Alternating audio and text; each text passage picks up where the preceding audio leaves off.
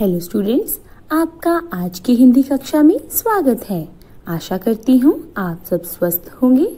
बेटा, आपने जब किसी पार्टी में या घर से बाहर जाना होता है तो आप खुद को पहले मिरर में देखते हो ना। और आप सुबह उठकर जिसमें चाय या दूध पीते हो वो बर्तन भी कांच का बना हुआ होता है। तो बेटा, आज का हमारा जो टॉपिक है वह इसी पर आधारित है। तो चलिए चलते हैं अपनी लिटरेचर बुक सुरभि के पाठ 12 कांच की आत्मकथा पेज नंबर 87 की ओर।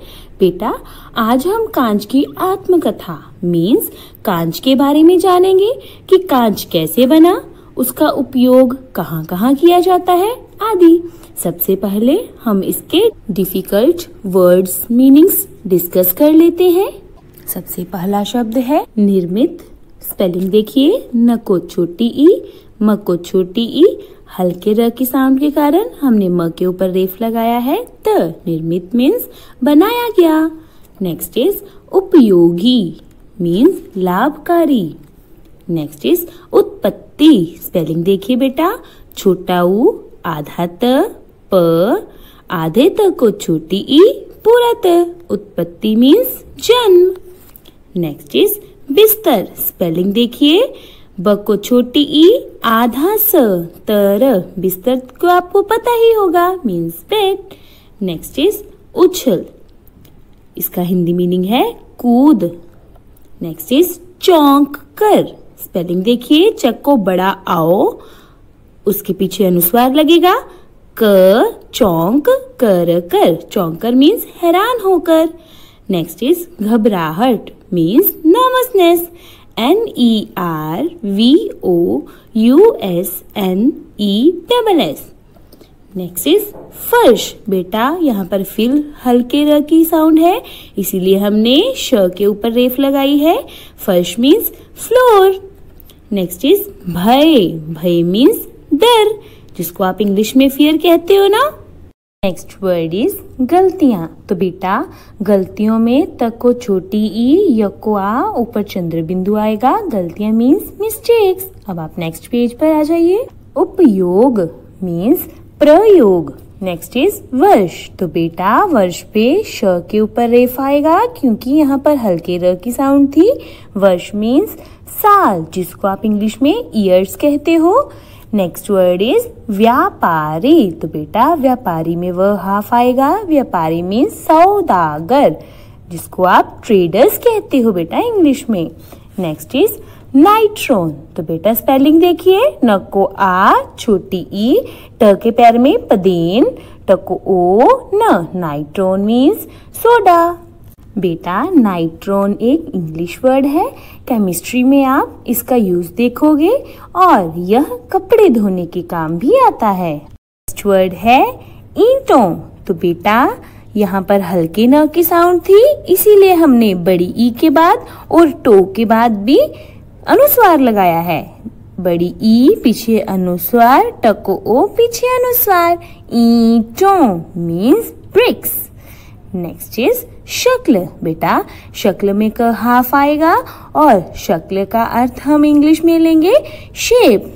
शक्ल को आप हिंदी में आकृति भी कहते हो। चलिए अब आ जाइए अपने पेज 87 पर। रीडिंग स्टार्ट करते हैं। कांच मनुष्य द्वारा निर्मित एक ऐसा पदार्थ है जो हमारे लिए बहुत उपयोगी है। आइए पाठ पढ़ें और इसकी उत्पत्ति और उपयोग के विषय में जानें। बेटा, कांच इंसान द्वारा बनाया गया पदार्थ है जो हमारी जिंदगी में महत्वपूर्ण स्थान रखता है। तो आइए जानते हैं इसके जन्म की कहानी और इसके उपयोग के बारे में। मेघा कांच के गिलास में दूध पी रही थी। उसका छोटा भाई रवि बिस्तर पर उछल रहा था और अचानक जोर से कूद पड़ा। मेघा चौंक कर उधर देखने लगी। घबराहट में गिलास उसके हाथ से गिर गया। गिलास के धरती पर गिरते ही एक जोर की आवाज हुई, झन। हमने जाना इसमें एक लड़की मेघा और उसके भाई के माध्यम से कांच की कहानी बताई गई है। लड़की कमरे में दूध पी रही है और एकदम उसके भाई के बिस्तर से कूदने से मेघा डर जाती है और उसके हाथ से दूध का गिलास जमीन पर गिर जाता है। आइए आगे जानते हैं। सारा दूध फर्श पर फैल गया। अभी मम्मी डांटेगी, यह सोचकर भय से मेघा रोने लगी। अभी 2 दिन पहले ही वह हाथ मारकर दूध गिरा चुकी थी। हाँ तो बच्चों, गिलास गिरने से दूध फर्श पर बिखर जाता है। वह पहले भी एक बार दूध गिरा चुकी थी, इसीलिए माँ की डांट से डरते हुए मेघा रोना शुरू कर देती है। नेक्स्ट पैराग्राफ पर आ जाइए। मेघा ने रोते रोते देखा कि टूटे हुए कांचों से आवाज आ रही है। मेघा मत रो, चुप हो जाओ, गलतियां तो हो ही जाती हैं। बेटा, आपने इसमें जाना जब मेघा रो रही थी तो कांच ने मेघा को चुप होने को कहा। मेघा हैरानी से कांच की ओर देखने लगी।